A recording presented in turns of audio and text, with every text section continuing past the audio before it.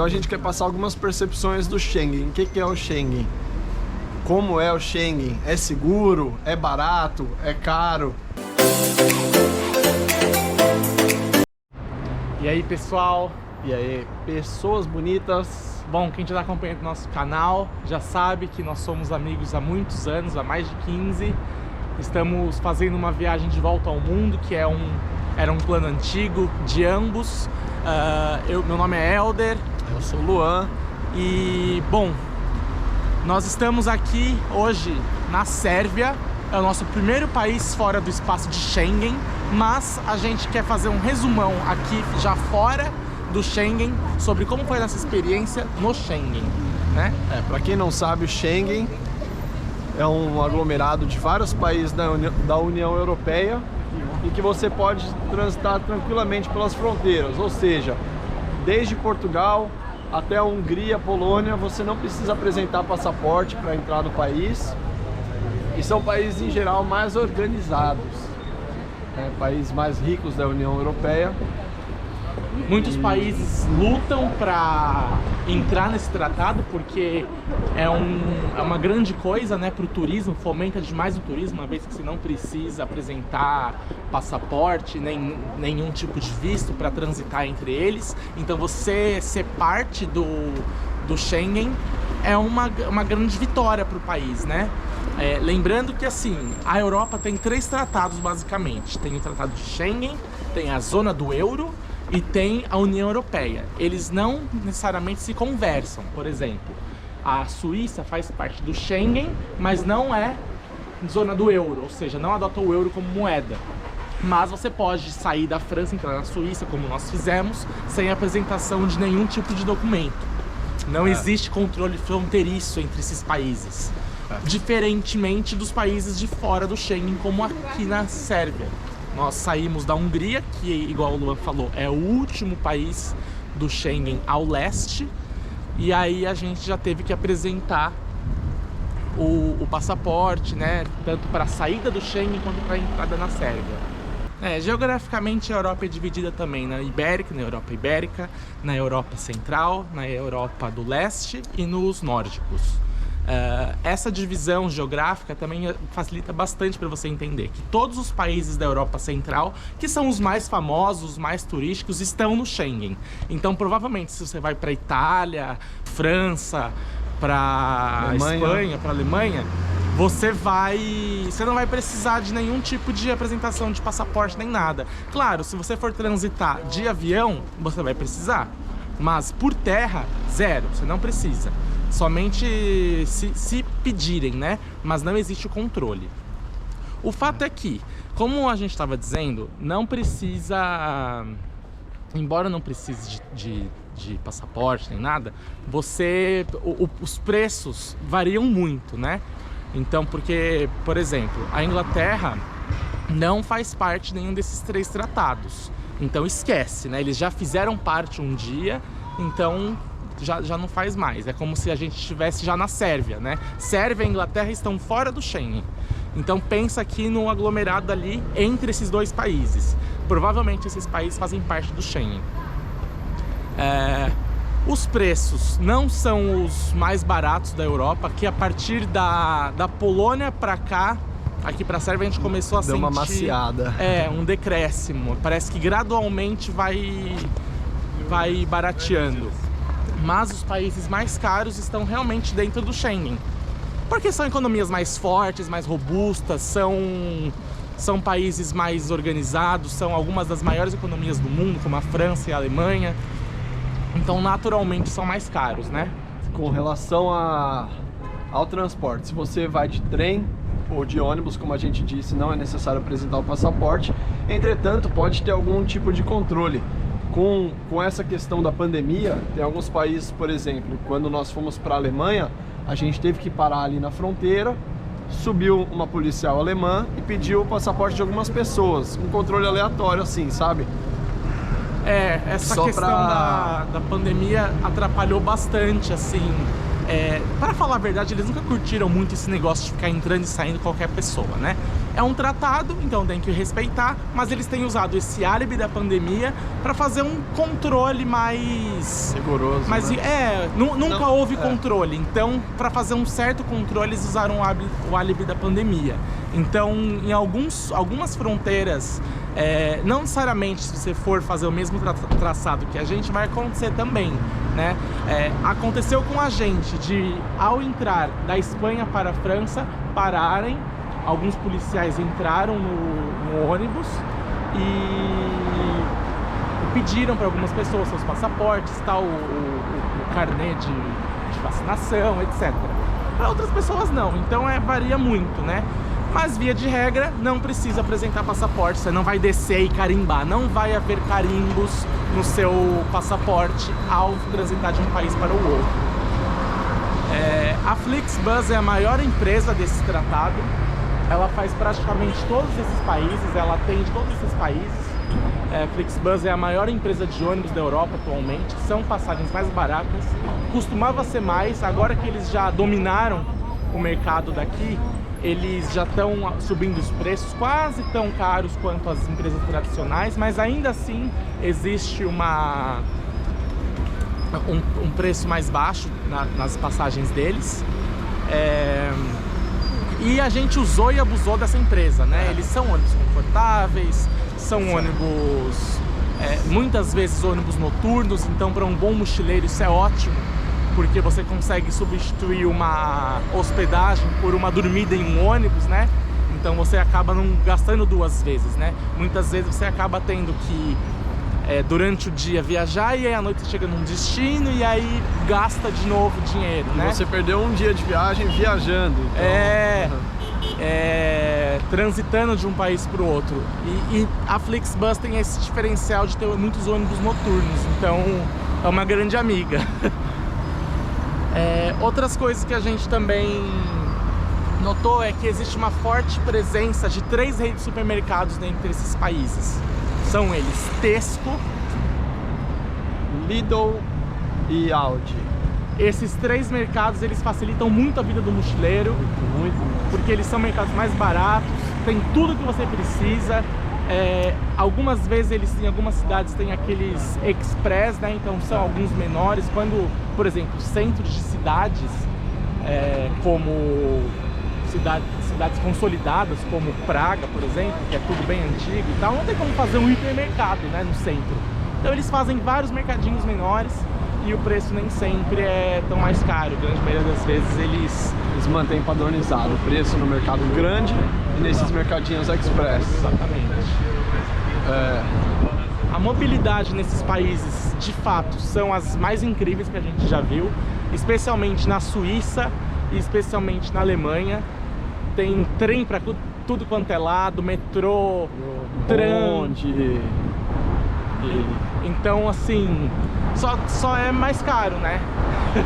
Só não são muito baratos, mas a grande maioria desses países possuem como é que se fala? Bilhetes unitários, mas também bilhetes que você pode utilizar ilimitadamente. Então, se você vai passear bom, isso depende também do tamanho do tempo que você tem na cidade. Se você tem um tempo curto para visitar todos os pontos turísticos e não quer fazer as coisas a pé, compensa você comprar esse bilhete limitado. Aí você faz tudo de metrô, de tram e conhece tudo rapidamente.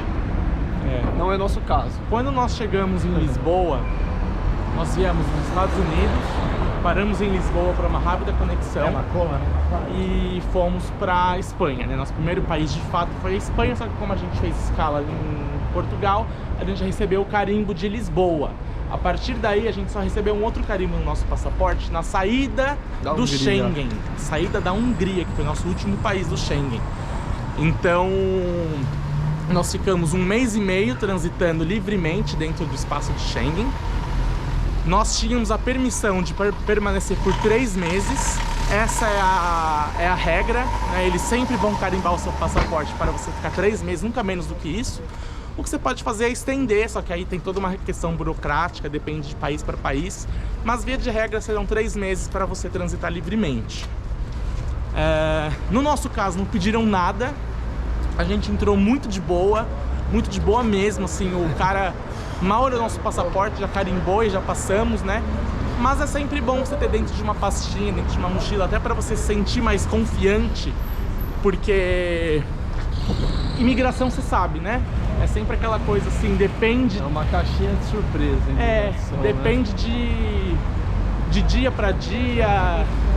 Às vezes existe alguma operação do país para barrar algum tipo de imigrante, então, enfim, é sempre uma caixinha de surpresas. Então, via de regra, leva dentro de uma mochila, dentro de uma pasta, todos os documentos que você precisar apresentar, vínculo com o Brasil, se você tiver a carteira de trabalho assinada, leva uma cópia, contrato de férias, o que mais? Principalmente hospedagens, dos lugares que você vai se hospedar. E a passagem de saída do país. Passagem de saída do país. No nosso caso, a gente não tinha passagem aérea para sair da Espanha, mas a gente tinha uma passagem da saída do Schengen. Ou seja, a gente comprou a passagem para 1 mês e meio depois da nossa chegada, a passagem da saída da Hungria para a Sérvia. Passagem terrestre mesmo. Caso alguém pedisse, não, então vamos ficar aqui por 1 mês e meio, tá aqui a passagem de saída, né? É sempre bom ter essa carta na manga, sabe? Outra coisa também que é muito legal ter, um comprovante de grana que você vai ter para gastar nesses países. Porque senão parece que você vai lá para trabalhar, é o que eles não querem, né? Você tem que mostrar que você é um turista que vai ficar determinado tempo, então leva hospedagem. Helder, mas a gente tá planejando uma viagem que é roteiro aberto, a gente não sabe quanto tempo que a gente vai ficar. Pois bem, a gente também. O que a gente fez?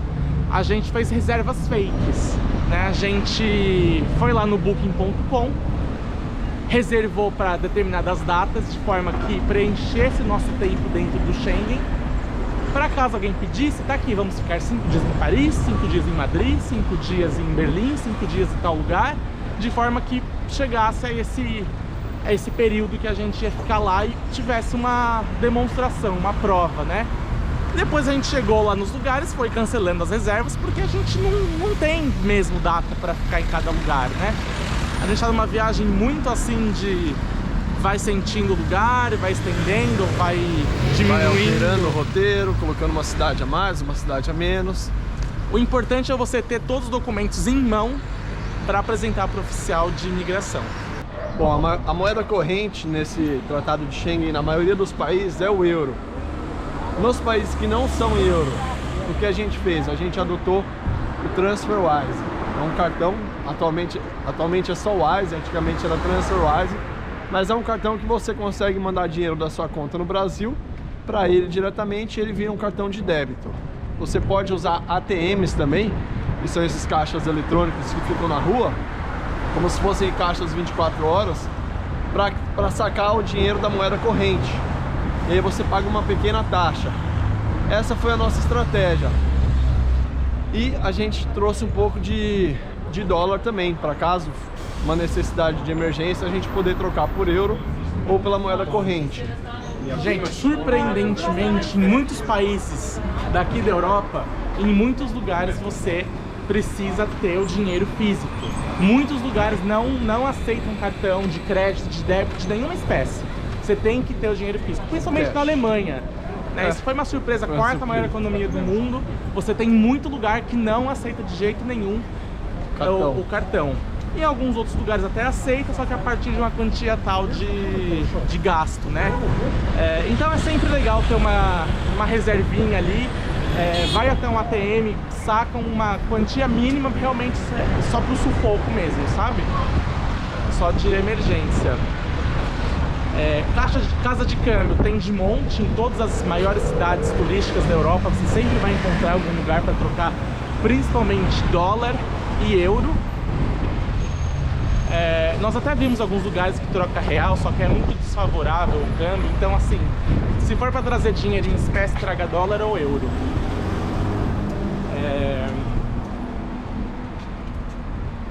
Nós constatamos que realmente o país mais barato da Europa Central é a Alemanha. Isso muito pelo fato de ser uma economia muito forte, muito robusta, eles conseguem controlar bem a inflação. Então isso reflete nos preços, nos custos, né? Então a gente não viu nenhuma grande... A gente não gastou horrores de dinheiro como na França, por exemplo, que é um dos países mais caros do euro. Nossa, a França é cara. E fora do euro, a gente gostou muito do padrão de preços da Polônia. Polônia realmente é um país muito barato, então vale a pena incluir no roteiro, não somente pelas belezas, que realmente é um país que deixou muito a surpreender, mas também porque os preços são muito atraentes. Então a gente comprou blusa lá, a gente comeu bem, muito bem por lá, então vale muito a pena a visita à Polônia. Né? Transporte. Frutas são caras, de modo geral, frutas são caras em todos esses países. Pequenas exceções em alguns lugares, mas principalmente por conta do clima mais frio, e eles acabam tendo que importar muitas coisas, né? Especialmente na Suíça, que é um país tão pequeno e com um custo de vida tão elevado. Então frutas são mais caras, verduras são mais caras. A gente está no inverno também, né? Então eles não conseguem plantar nada aqui. Sim. Talvez no verão seja um pouco mais barato, mas mesmo assim... outros bens, chocolate muito barato aqui, de toda a parte da Europa. Chocolate muito barato. Cuidado, viu? Cuidado. Vinho muito barato também. Cerveja muito barata. Cerveja boa, né? São marcas internacionalmente conhecidas, reconhecidas como muito boas, assim como os chocolates também.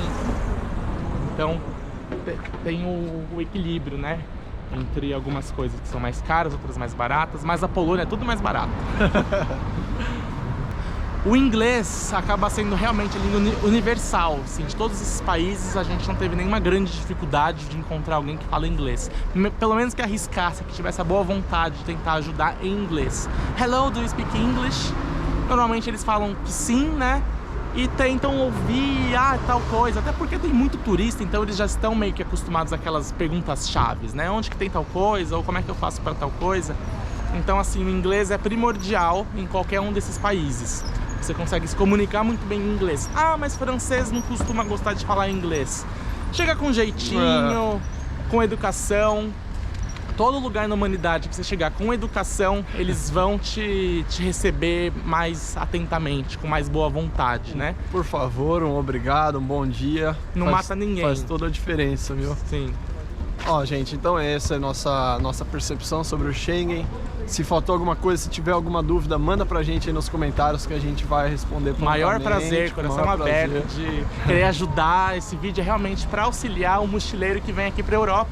E tem algumas ressalvas, né?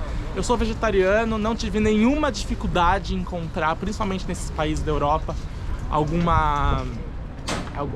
nenhuma refeição, nenhuma, muito pelo contrário, é o lugar que melhor recebe os vegetarianos, os veganos e com todo mundo com restrição, inclusive a glúten, a lactose.